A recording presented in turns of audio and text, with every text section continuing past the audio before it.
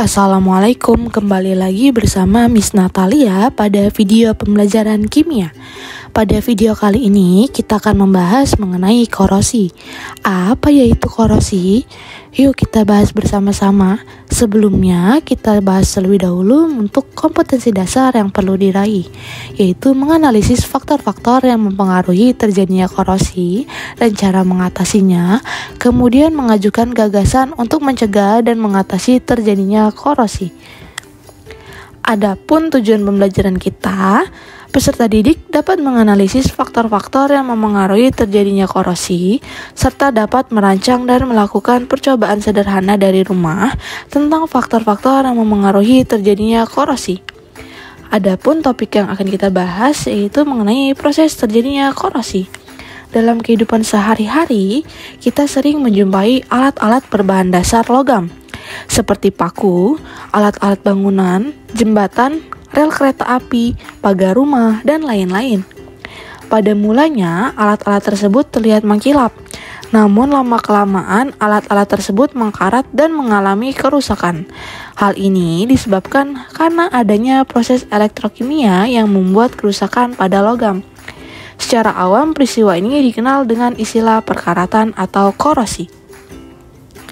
Korosi adalah suatu reaksi antara logam dengan faktor lingkungannya, yaitu oksigen dan air.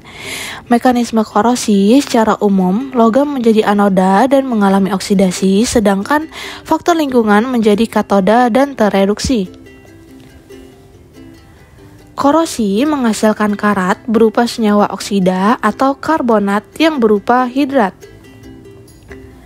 Mengapa korosi dapat terjadi pada logam? Proses korosi pada logam terjadi karena sifat logam yang mudah teroksidasi dan biasanya terjadi pada permukaan logam yang tidak seluruhnya homogen. Contohnya, korosi pada permukaan besi. Lalu bagaimana ya proses terjadinya korosi besi? Yuk kita simak pada animasi berikut.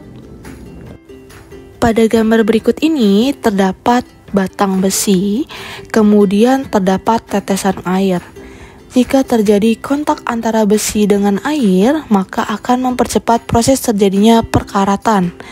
Reaksi perkaratan merupakan reaksi redoks, maka terdapat daerah anoda dan terdapat daerah katoda. Di anoda akan terjadi oksidasi dan melepaskan elektron. Berikut adalah reaksinya.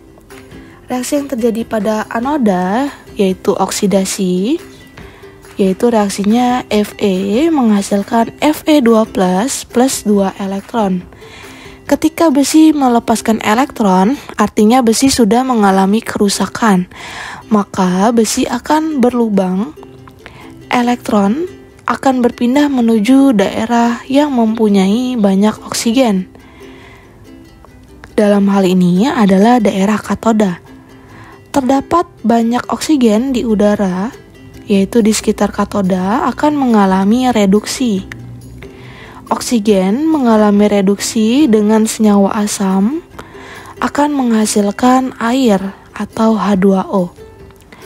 Pada katoda, reaksi yang terjadi yaitu O2 plus 4H plus 4 elektron menghasilkan 2 H2O. Elektron dilepas oleh Fe, kemudian ditangkap oleh O2, akan menghasilkan 2 H2O. Ini adalah reaksi total yang terjadi pada anoda dan katoda. 2 Fe menjadi 2 Fe2+, dan melepaskan 4 elektron. 4 elektron akan ditangkap oleh O2 dalam suasana asam dan menghasilkan 2 H2O. Fe akan menuju ke tetesan air. Fe2+ akan mengalami oksidasi lebih lanjut. Fe2+ terdispersi dengan air, kemudian bereaksi dengan oksigen akan membentuk karat. Senyawa karat yaitu senyawa hidrat yang mengikat sejumlah H2O. Yaitu di sini senyawa karat adalah Fe2O3NH2O. Di sini Fe-nya adalah Fe3+. Terjadi oksidasi lebih lanjut dari Fe2+ menjadi Fe3+.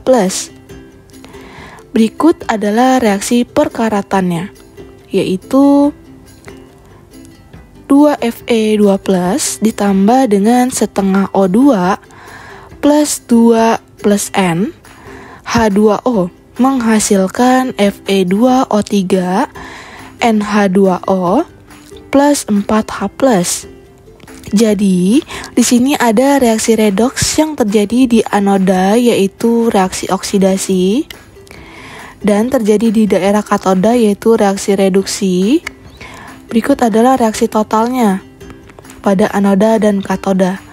Kemudian ini adalah reaksi oksidasi lebih lanjut dari Fe2+ untuk menjadi karat besi.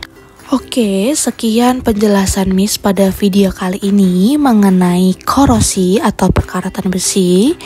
Miss akhiri, wabillahi taufiq walhidayah. Wassalamualaikum warahmatullahi wabarakatuh. Thank you for watching.